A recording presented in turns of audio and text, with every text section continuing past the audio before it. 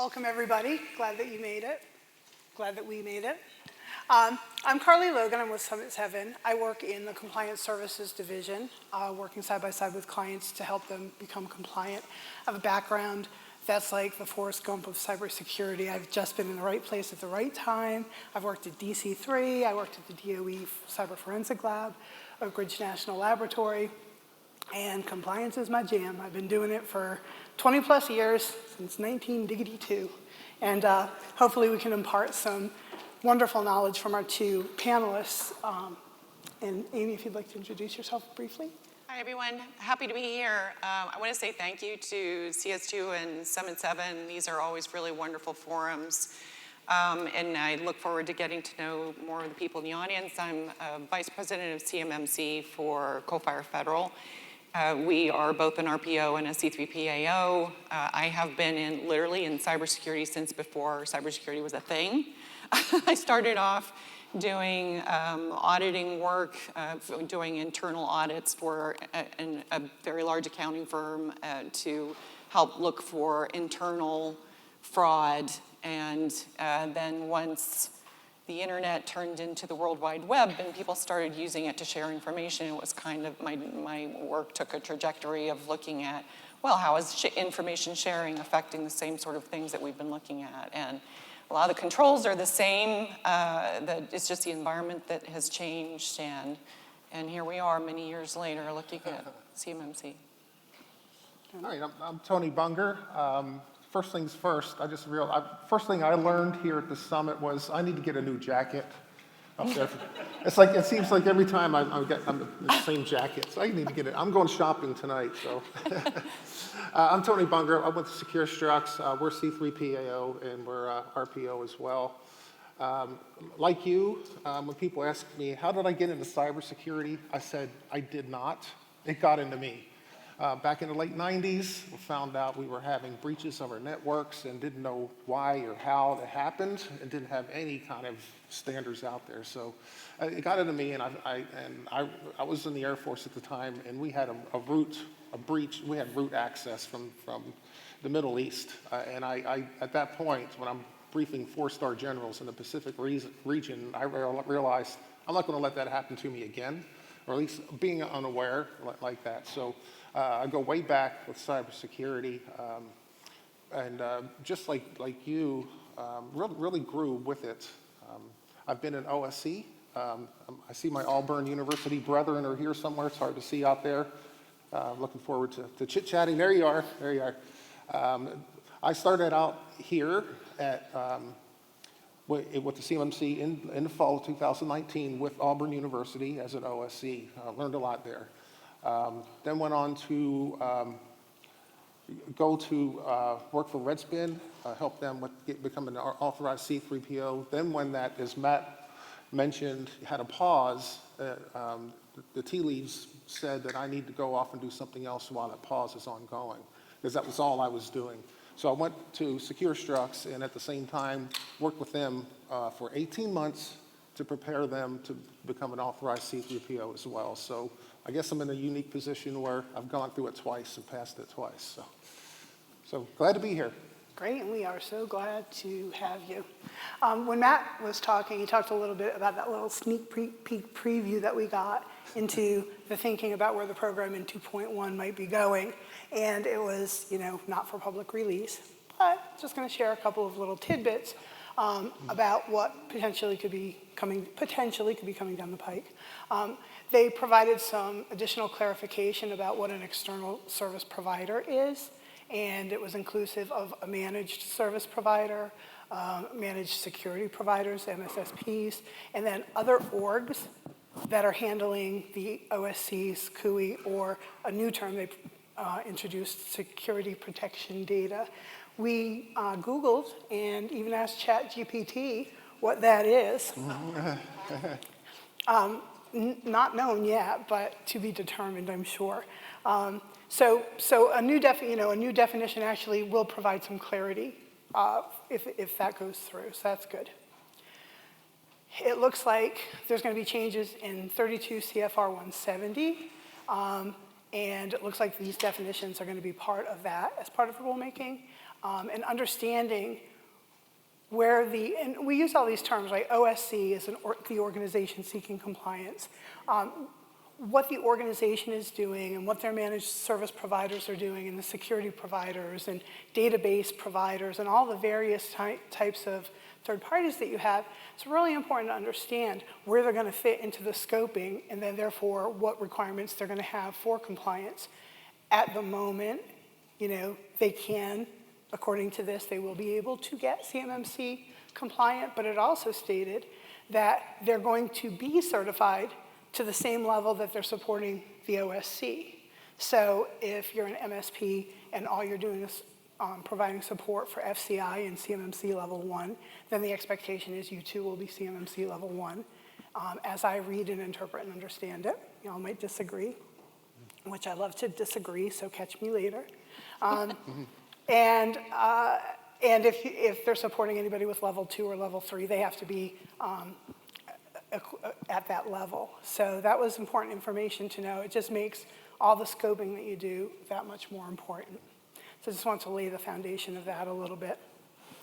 Now we'll get into the panel a little bit. So some of the questions that I have and I'd like to get your input on is, from where you sit, could you provide some kind of a broad overview of where are we right now with the state of OSCs and their preparedness?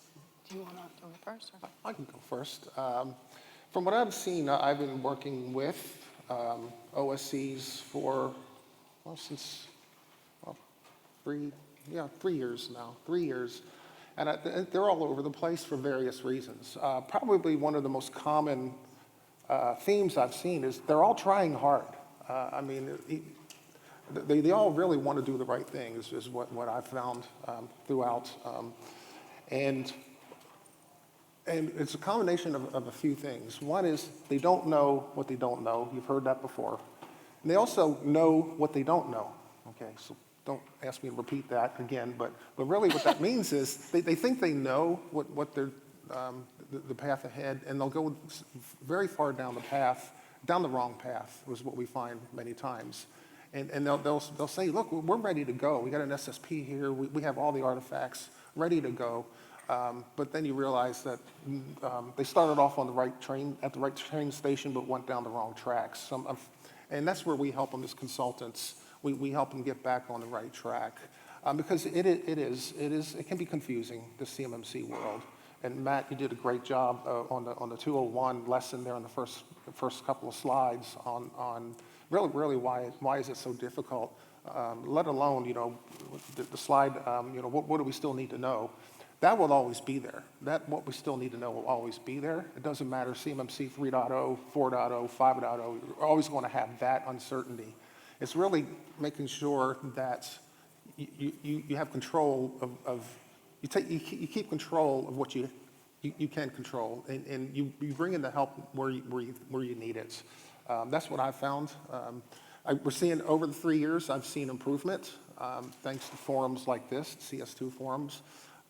Over the better educated, so they know a little bit more than when I saw probably 2 or 3 years ago. Thanks. And Amy, in terms of your advisory clients, are there common problems that you see them having to overcome? Yeah, I mean, we're seeing a lot of the same things that Tony is in terms of there's a sincere interest in complying. But there's one of the things that we've had an aha about in the last year is that there's a lot out there about what you need to do, and there's a lot out there about why you need to do it. There isn't a lot out there about how you go about doing it. So what we're finding is that a lot of OSCs are starting with the guidelines, and they're starting in alphabetical order with the access controls, looking at the first one and trying to figure out how to do that, and that's not really step one. So one of the common things that we're seeing that is missing is that step one is understanding what your environment looks like, understanding where the CUI lives, understanding where the FCI lives, figuring out how to, is it possible to reduce the footprint of the CUI and the FCI. And when we start an advisory engagement, there, not all clients, but a couple of clients will start off feeling uncomfortable and itchy that we don't start talking about access controls for a couple of weeks because we need to understand, do you have a data flow diagram of your CUI? Does it map to your network diagram? Do you have a score in SPURS. What does that look like? Do you have evidence against that? Let's collect all this stuff and have a look at it. The other thing that we're seeing that I haven't seen a lot of people talking about, but it seems to be a common problem, is who you hire for your GRC head in your company. That's a really critical thing. And what we're seeing is that companies are still decades later looking at cybersecurity as a cost center and trying to reduce that down as small as they can, instead of looking at it as a strategic part of how you operate your business. And so they're looking for someone, and at the same time, there's all this stuff there's all of these new regulations and it's not just CMMC, it might be HIPAA, it might be PCI, there's a whole, there might be SOX, there's a whole bunch of things you need to comply with. So you hire someone in who's good at reading and maybe has a law degree, but they don't have an IT degree, they don't know how to go, may not be a project manager, they don't know how to herd cats, and all those are critical elements to being good at running something like a CMMC compliance program. And the people that are in charge of that are sent to us, they're deer in headlights and they're scared to death because they don't have the technical chops, they don't know where to start, and they're really lost in the weeds. And I'll add to that from my experience is that a lot of the people that are tagged, you're now the compliance person, have no authority. They're not empowered to do anything, but they're fully accountable for everything. Sound familiar? Yeah. Exactly. We can solve that for you. To piggyback on your scoping, that's a very important point. That's what I see a common issue, especially when it comes to the DFARS, the 7012 and the 7019 and eventually the 7021. We'll interview our initial call with the client and we'll say, oh yeah, we got an SPRS score, we're compliant with 7012, 7019, we're 108 or we're 105. And when you look deeper into it, they haven't scoped. It was their entire organization. It was pretty much their enterprise. So they were grading themselves against the enterprise level MFA versus really that secure enclave that you were alluding to.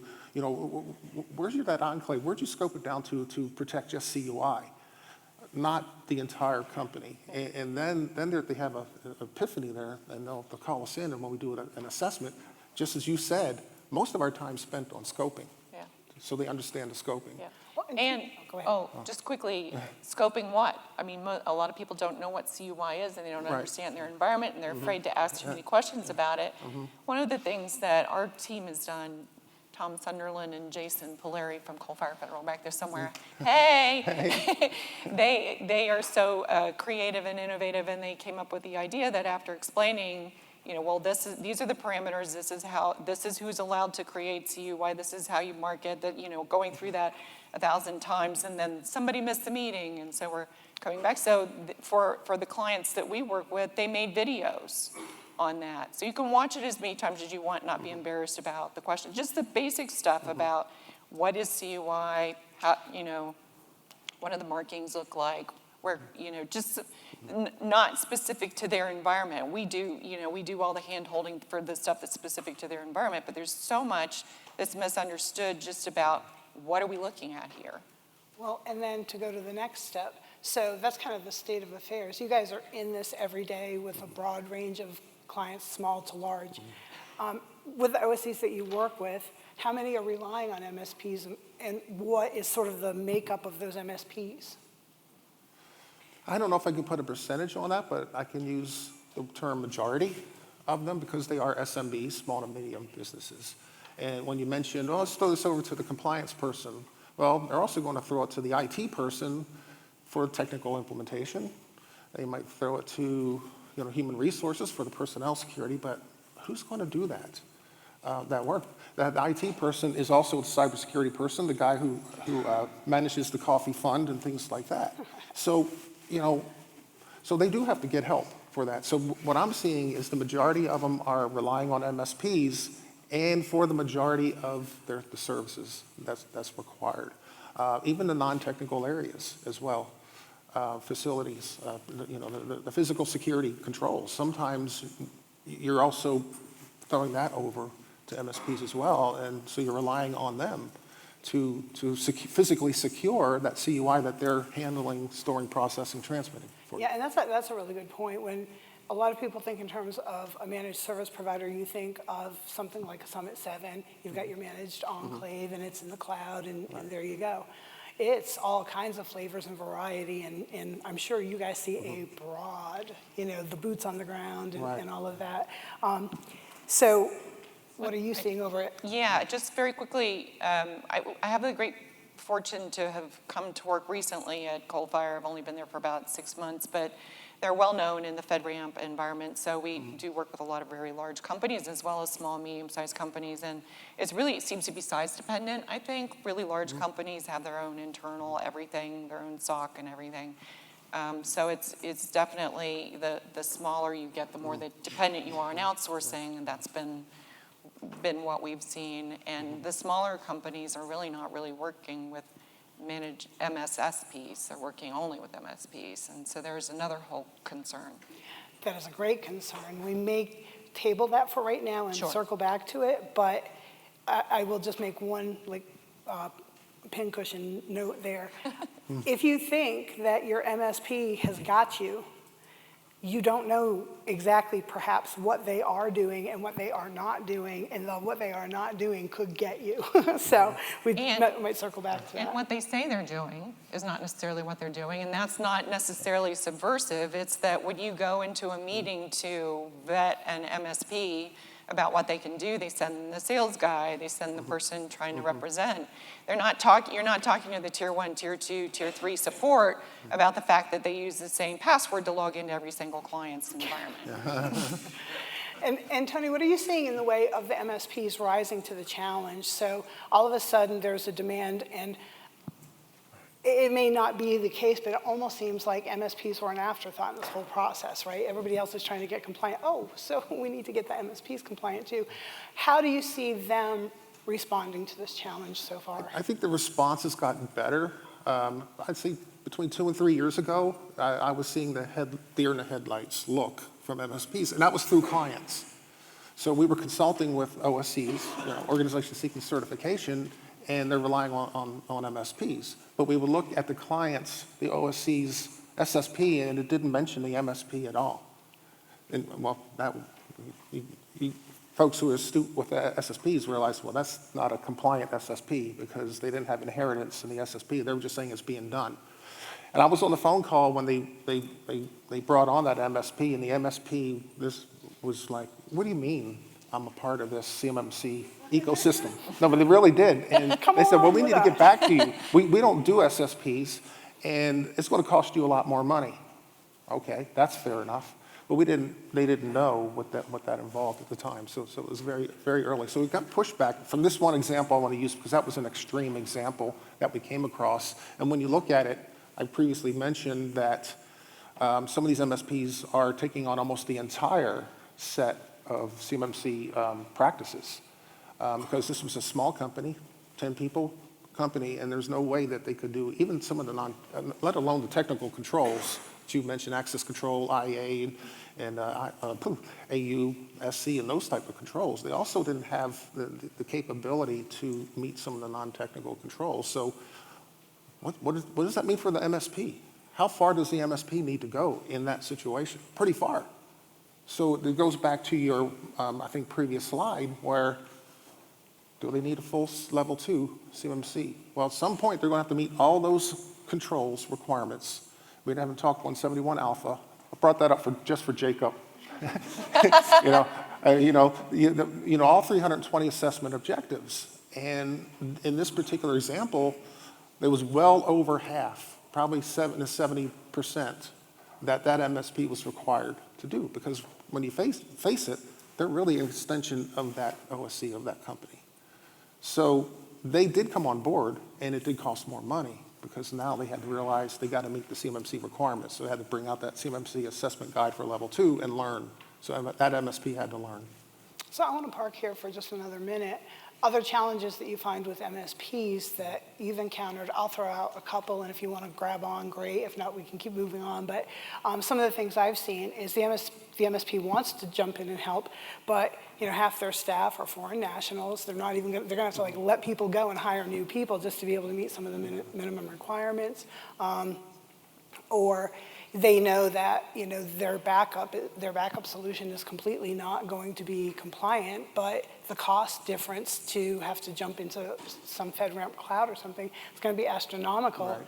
And they know they're going to lose business, so it's not even a good business decision. So I guess my question is, when you run into MSPs that are having those challenges, what's their normal kind of response? Is there a normal response? I think there. No, go ahead.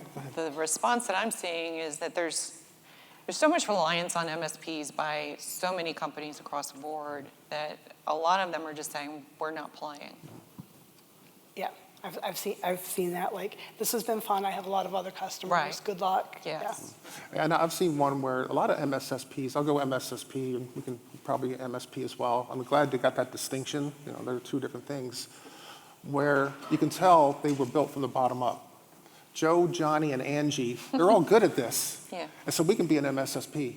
And this is where it's hitting them, the deer, Yeah. eyes in the headlight. They're like, oh my gosh, we can do this for non-DoD companies. Yeah, we can do this and get away with it, but you can't get away with it with CMMC. MSPs are realizing they have a legal liability. If what happens to us, I mentioned 75%, just threw out a number, that MSSP is responsible for that client, and they fail their level 2 certification. Who's liable? Who's accountable? Who's responsible? So those are issues there. And I did have one come out, not just for the cost, but for that high risk. They realized the risk is too high for them to continue to support DIB contractors.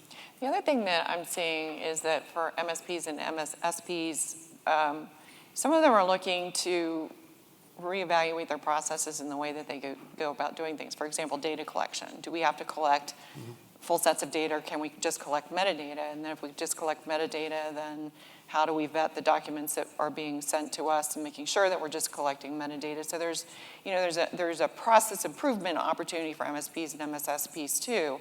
And while the jury's still out, I don't know if there's anybody here from NIST or anybody's going to weigh in on this, but I was at a conference a few months ago where I was able to ask, specifically from someone at NIST, is metadata on CUI, and they said no. Definitively, they said no. They put a stake in the ground, even though there's nothing in writing about that. And so if MSPs can only collect metadata and only manage metadata, does that mean that you don't have to be 171 compliant? I don't know. Asking a question, asking for a friend. Asking for a friend, right? Another thing I want to bring up in this little section here, there's a lot of challenges with MSPs trying to roll in and take care of the OSCs. Some of the problems are the OSCs might have 3 or 4 different MSPs for the different things. They've got the cloud backup MSP and the boots on the ground MSP and the Sage database MSP and then the SIM SOC. And they don't want to give each other data or information, and that becomes a problem.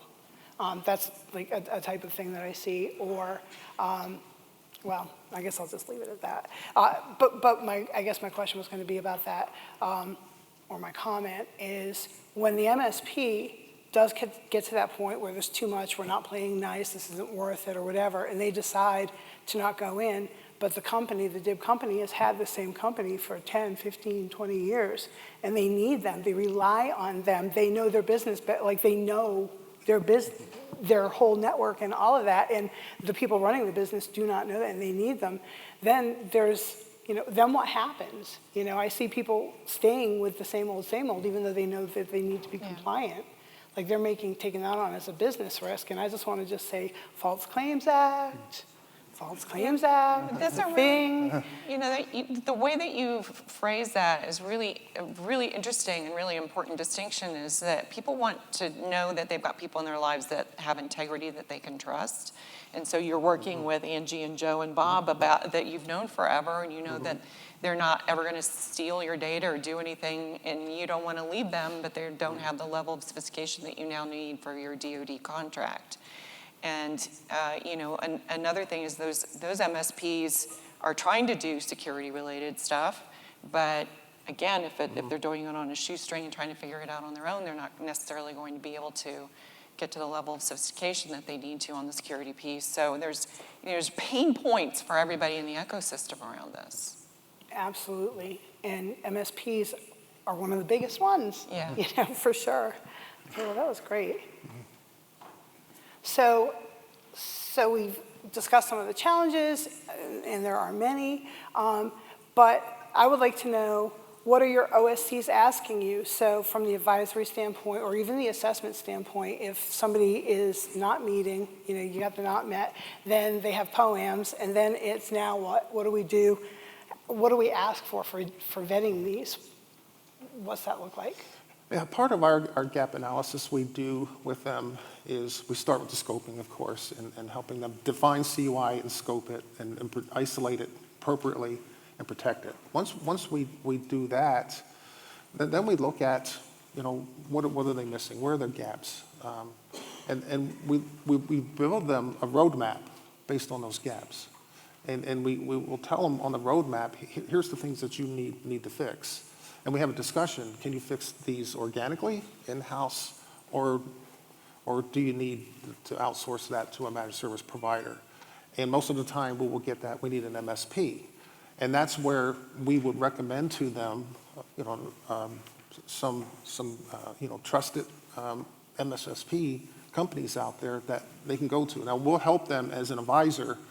We will make sure that whoever we recommend can do the job. And that's what we do. Look at, okay, you can do these in-house, you've got the personnel security, you got the non-IT. It's really, you don't have the wherewithal, the resources, the expertise to actually build that secure enclave to see that scoping come into fruition. So that's where we help them to do that. We'll have that talk. Then we will sit on the phone call with that MSP, MSSP, whatever they need in that initial call. And so that MSSP understands exactly what's needed. Then they start having that conversation. Well, and when you're either doing an assessment or you're doing the advisory services and you get to the point where, okay, we want to go look at MSPs, thanks for the recommendation, but we want to go start doing compare, contrast. What are they asking you for? What information are they asking you? Like, how do I know that it's going to be a good one? Yeah. So it depends on what's in scope for the engagement. Every single client that we work with, we spend at least a half an hour to an hour on the phone talking about what they really want from us, what they need help with, so that we're not cookie cutting it. And some people will ask for, do you have some basic advice? And we have a list of questions that they should take to their MSPs and recommend that you talk to at least 3. Don't decide on the first one. And here are some here's a list of MSPs and MSSPs that we would recommend, MSPs based on your geographic location, obviously. And then if they want it in scope, then we'll actually do the interviews with them. So we'll sit in on the calls with the MSPs and MSSPs, and we can ask the questions, and we can, and it's kind of good cop, bad cop, because we're more comfortable being bad cop on those calls, and so that, but that tends to be more of again, the tension in all of these things is that's something that the smaller companies need, but the smaller companies can't afford, so. Yep, and along with the gap assessment and where are you, I think it's just very practical to look at all the practices and really understand what is outside of my wheelhouse, because you cannot do it all. Even if you've been in this business for 20 some odd years, since 1982, you still cannot do it all. You have to know your strengths and your weaknesses and reach out and get the help that you need. Yeah. And I want to rescind something I just said.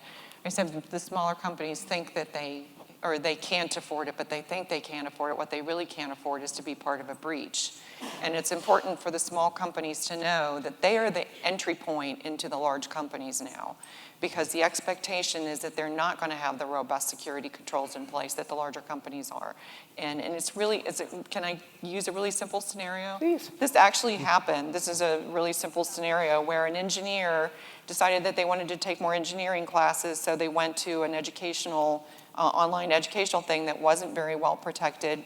They used their work email address, and because they wanted to be able to remember what their login was for the educational facility, they used their work password, and that was being monitored, and that was collected, and then immediately that, an adversary got into their network and immediately was able to escalate to one level below the prime contractor, like that.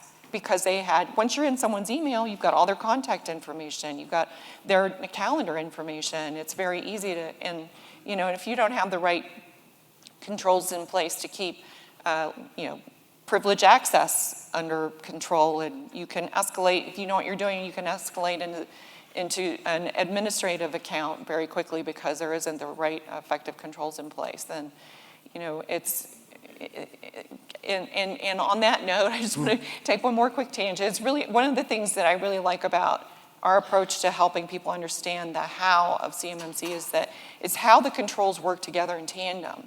So MFA is really one of the super critical controls, but it's important to do that in tandem with least privilege access and in tandem with training awareness, and all those things together are combined is what it's like.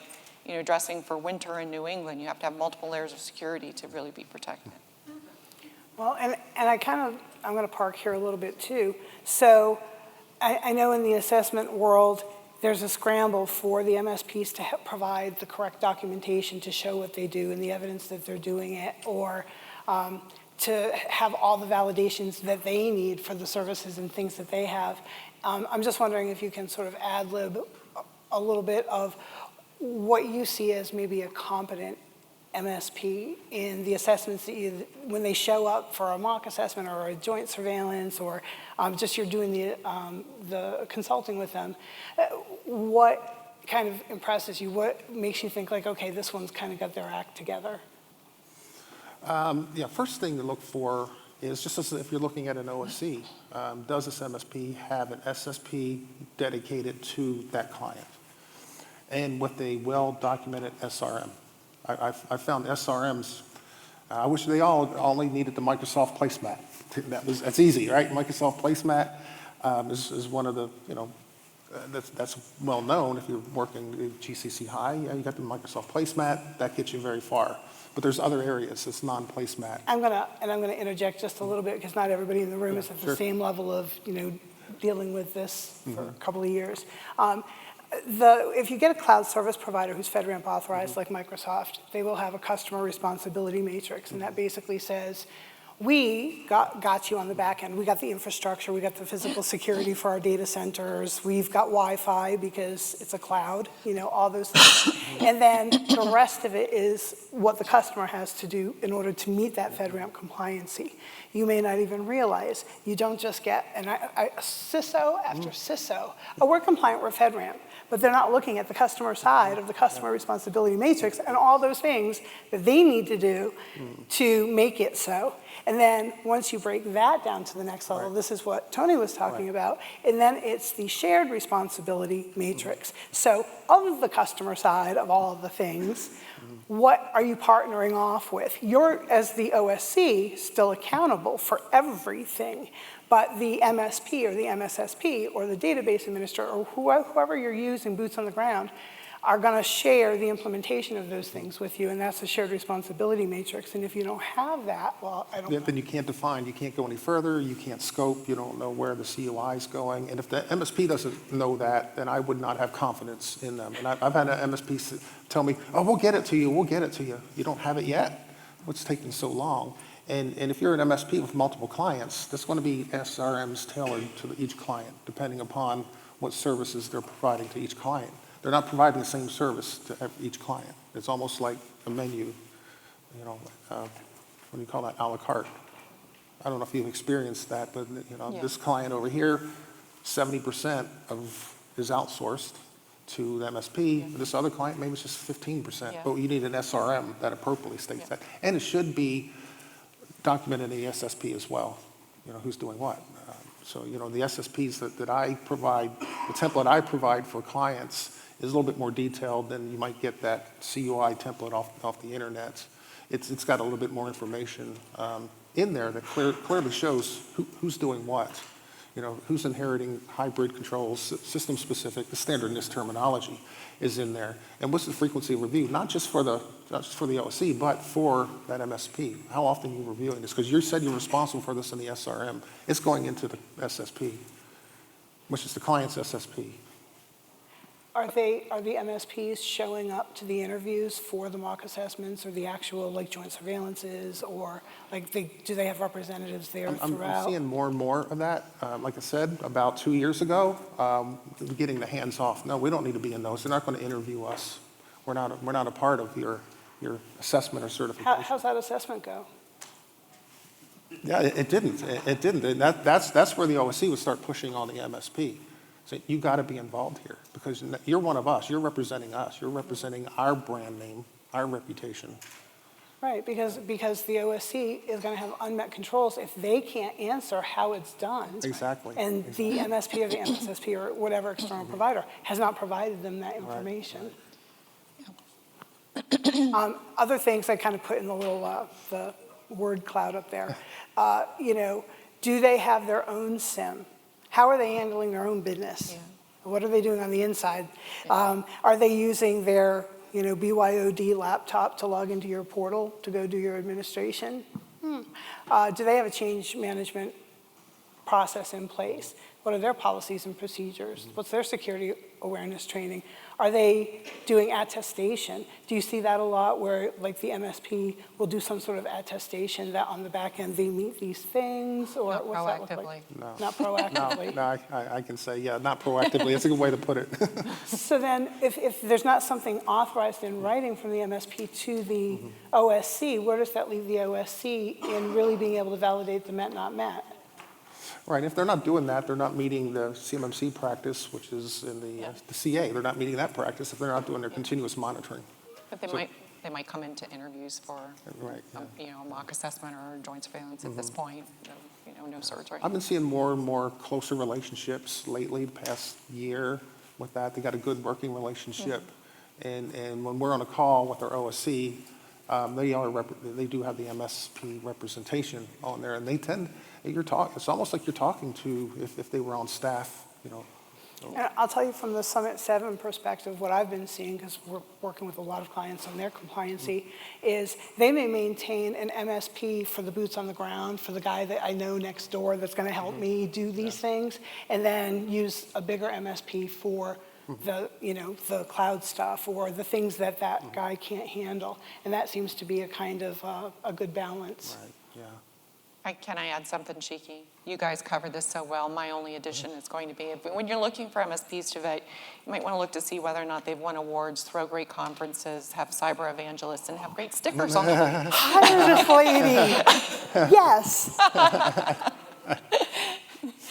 We're humble.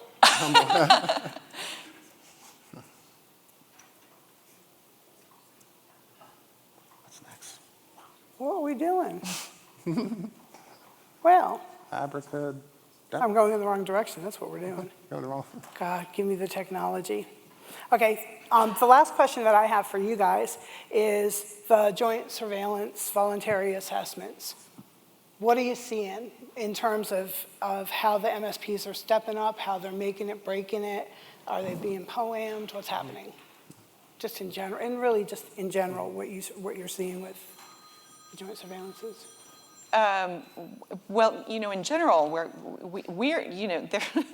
there's only been 22 of them done. We've done a couple of them. We've learned a lot from the first one moving forward in terms of what we do and how we go about preparing companies for that. And, one of the things that if you're interested in that and looking for is to ask a lot of questions on the front end about what's going to be expected, how to, collect data, how secure is the data going to be managed, all those sorts of things.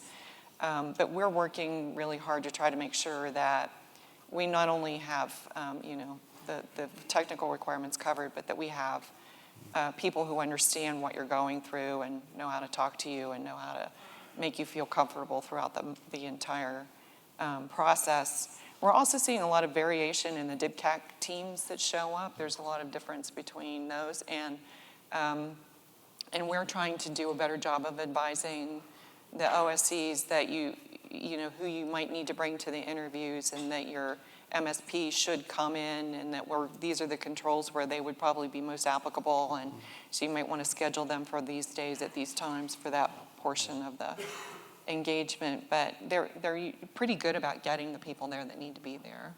Yeah, it's a big deal.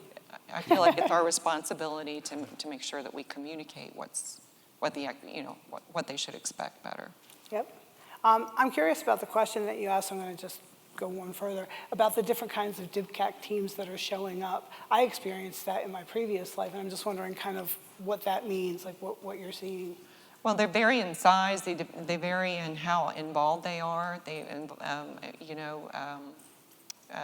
might be very standoffish and really more observing the C3PAO than helping, or they might be very helpful and pitch in. And the interesting thing is that a DIBCAC assessment against NIST 171, they're just looking for whether or not you're compliant, and they're interested in helping you become compliant if possible. And so we had one situation where the client didn't know what to do, and we couldn't say anything and wouldn't say anything, but the DIBCAC team kind of pitched in a little bit more than we thought.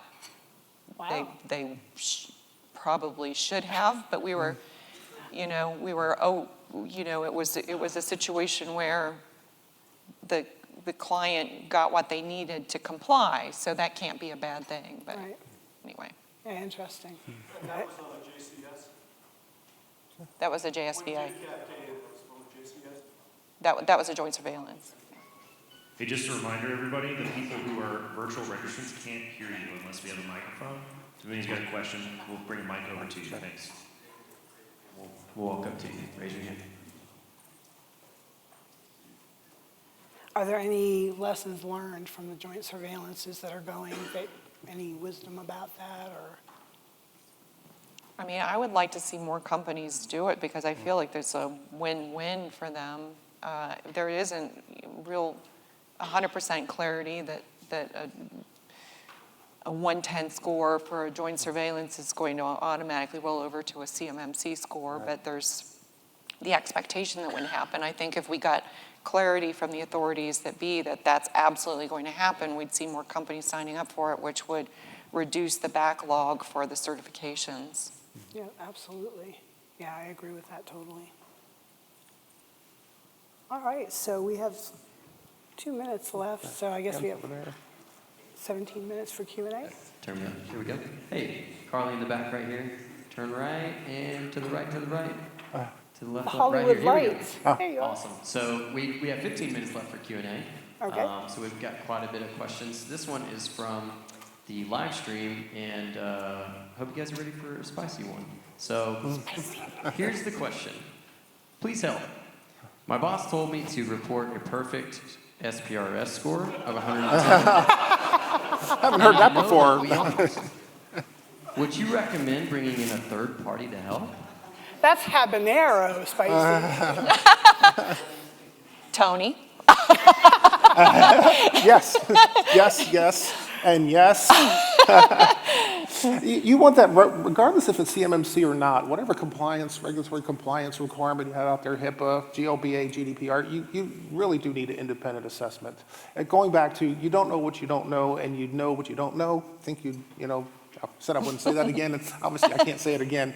But they really need that independent assessment, especially when it comes to CMMC, because what we're seeing is they get that SPRS score of 110, and it means nothing because it's not applied to the CMMC, what I call secure enclave, because they haven't done the scoping. So yeah, you got a 110, and I'm going to pick on higher education real quick, who's trying to get CMMC certified, and it's not my brethren at Auburn University; they're not guilty of this, but I've been working with some universities that need to be CMMC level 2. Major R1 universities, and they got the entire campus in scope, which means the trumpet player is in scope. And sometimes that trumpet player is a local sysadmin for the music department, and they're all in scope. Why? And that's why you need to come in. And typically what happens when you get the 110 score is that they are being very, very lenient on their interpretation of the control. Okay, we got multi-factor authentication. Yeah, but the professors do, the staff does, the band, the marching band does too. You've got them all in one pool. That is not a 110. So you got to go into the CMMC world. Just like on the HIPAA world, you got to define where your PHI is and isolate it and protect it. So CMMC is no different. So I hope I answered that question. I also wanna- Oh, yeah. Please. I just want to, since the person is anonymous and coming in over the line, I'm going to, be a little spicy back and say, if your boss is sincere about getting the company to 110 and they're giving you the resources that you need to do that, fine and great, yes, you can bring in third parties. If your boss is suggesting that you possibly fake things and move things along as quickly as possible and are a little shady, then you might want to look for another place to work. Yep. Great answer. And I also want to say, if any of you have one of those perfect 110 Spurs scores, I would re-examine and just live by you can't fix what you don't acknowledge. Reset it back to not met and just flip them into met when you know that it is met. That's a much better method.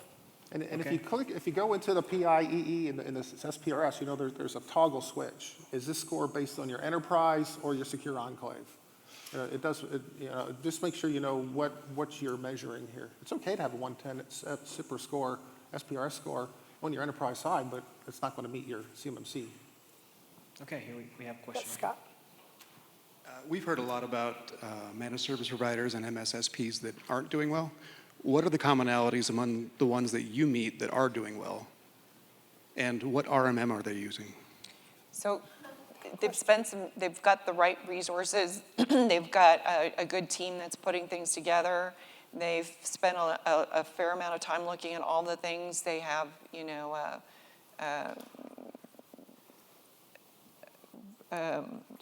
they have a really good understanding of what their CUI boundary is. They have really good understanding of what their network looks like. They've got a plan forward. They've been thinking about this for some time.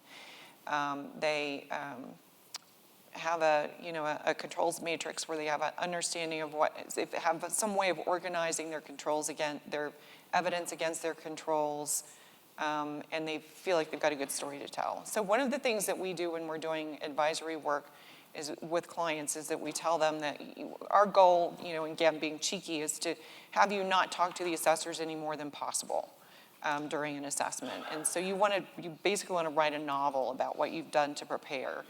And so here's our network diagram, here's our CUI data flow, here's all the people that are in charge, here's our packet of policies, here's our controls matrix against everything that we have and set up, and have fun reading this. That is the ultimate in preparation, in my opinion. Yep, I think that's very good. And I also want to say, when you're evaluating, looking for the best MSPs, check out how many CCAs and provisional instructors and CCPs and how they invest in the training and certifications of their people. Are they Microsoft certified if they're Microsoft Cloud? Just look at those things, because I really do think that it matters if they're just trying to wing it or if they stay up because the technology just changes so fast. And at one point, I think someone mentioned the GRC. Have that person that's overseeing the entire CMMC program, so they have that kind of independent, objective look to ensure that all the pieces and parts are coming together. That's what I see that's failed. You got all these pieces and parts that you're working with the client, but they're never gelling together. Not necessarily a program manager, but you got to have someone who understands the overall CMMC ecosystem, and are you really meeting the intent of what the CMMC And ecosystem is that's really asking important, for? because one can trample on the other. Right, This could be exactly. completely met, and if they just did that a slightly different way, it would also be met. Yeah, that's a really good point. All right, we have one here in the front. Robert Urbanek, Massachusetts. We are a small defense contractor, and my question is, if I assume that I have everything done, what would be the biggest failure you see, guys, for the companies who think that they've done it? Let's say a couple areas that you see the biggest failures. I just want to caveat very quickly that there really aren't certifications going on right now. Yeah, so there's And when we're standing up advisory, we're helping people get prepared for things, and there's a lot of things that tend to be missing. So I'm sorry, that's not the answer you're looking for. I can throw out, like, or like in DIBCAC publishes their most often not met controls or something like that. Yeah, Other than that, other than satisfied. Other than satisfied, that's right. And there's some common ones, and we see it, people coming in that are onboarding to us, where like they don't have MFA implemented in all the places. They might have a little bit here, but they're not doing it over there. Yeah. Or FIPS 140 encryption is a big one. You know, they bought a router or something, firewall, and because it said it's FIPS compliant, so they bought it and they implemented it and they thought they were good to go. But it requires much more to get validated, and they didn't know that, so that one's commonly failed. Sometimes audit logging, making sure that you're not just getting the audits in, but somebody's actually monitoring the things and following the alerts and such. Yeah. Truly is way more common than you might imagine. So those are the kind, I would look at that list as a place to start. And if you go on to that list, it's not just the technical controls. To me, that's the easy stuff, technical controls. And I've had DIBCAC on my 2 assessments say, man, you're smoking it. You're just rocking your technical controls. I'm like, uh-oh. What about your P&P of your T, PP&T, people, process, and technology? They're looking at that as well. If you look on that list, you'll see, I think, risk assessments on there. That's not a technical control that a lot of people are missing. So what I'm seeing is a lot of people are missing the process-oriented controls. I sweat it the most with DIBCAC. Yeah, and I would say, from our experience, there isn't something that everybody's missing, that there's something different. And it's interesting to me that the larger, more sophisticated companies are the ones that are missing some little thing, like what they say they do for policy doesn't match what they actually have in policy, because they review them every 6 months, and they say that they review them once a year. So they're actually doing more frequently, but it doesn't map to what they say they're doing. So little things like that get slipped through the cracks for the bigger companies. Ooh, ooh, ooh. We're, I'm just going to add a little tidbit to that. The documentation, to me, is the single most common thread amongst all of them. Insufficient, or it doesn't have the right coverage, or whatever. Okay, question over here on your right in the front. Hello. This was a surprisingly amazing presentation. Was very excited to hear about all of the conversation about how to select an MSP or MSSP. I actually own an MSP that has, because of amazing staff, grown into an MSSP, but the thing that we aren't doing well is charging for it. How are your clients adapting, how are they accepting, I guess, the pricing that needs to come with all of the work that's being done in the background? Are they seeing the value in that? And just how much sticker shock is there? There's a lot of sticker shock. I mean, because when you look at what companies are given for budgets for cybersecurity, and then compliance is a piece of their cybersecurity budget, and they're trying to figure out how to get everything done. And unfortunately, I'm sorry to be the bearer of bad news, but if you check all the same boxes that another company checks, their boxes are all checked too, and they charge 5 cents less, they're going to go with that company. Yeah, and what I've seen lately, as we inch closer to, D-Day, with all this rolling out, is that companies who a year ago weighed the risk of doing it or just waiting and said, whoa, we're making bank and we're going to just do these other projects, and that's fine. And as we tilt towards actually rolling it out, you're starting to see that the risk of not getting that $4 million contract is going to be greater. So I think we're going to see people finding money to get this done. Oh, were you just calling your time, Scott? I've got one from the live stream here, and then we'll come over to you after that. All right, this one's regarding ERPs. So the question says, we use Epicor as our ERP and accounting software. I don't see Epicor showing up for an assessment. We are a small player with them. Changing the ERP is a very painful experience. How is this being considered? Yeah, this is another thing where our team has been yelled at because the challenges so we can give a list of things to look for all the software vendors that you use, and these are the questions you need to ask them, and these are the acceptable answers.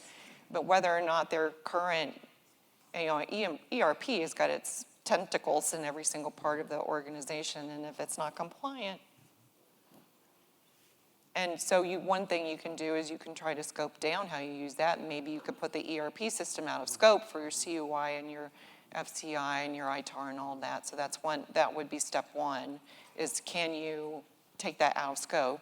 And if you can't take it out of scope, then can you manage the data that's captured in it? And if you can't do that, then you probably need to consider an alternative.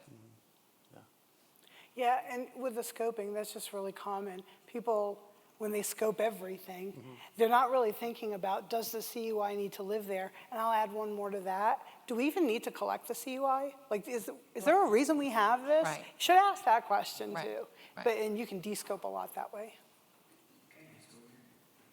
One of the things that the MSPs and the MSSPs need to really make sure that they do, though, is that if they're going to manage DoD contracts and they're going to scope that out for some piece of it, there needs to be an auditable mechanism for ensuring that that actually was done.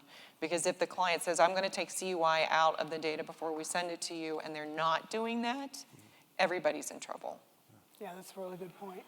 Yeah, some good DLP, data loss prevention, or something to pick it up as it's going across the wire. Hi, my name's Joe. I'm with the DIB. And I wasn't going to bring this question up to this panel, but I think I've decided I'm going to ask everybody I talk to here this question. And it's a pricing discussion. So as a contractor, as a defense contractor, we're allowed to incorporate the costs of becoming cyber ready into our overhead rates. So when we win contracts, we're recouping those costs. Now that is effectively raising our overall overhead rates. Let's say it's 10 percentage points.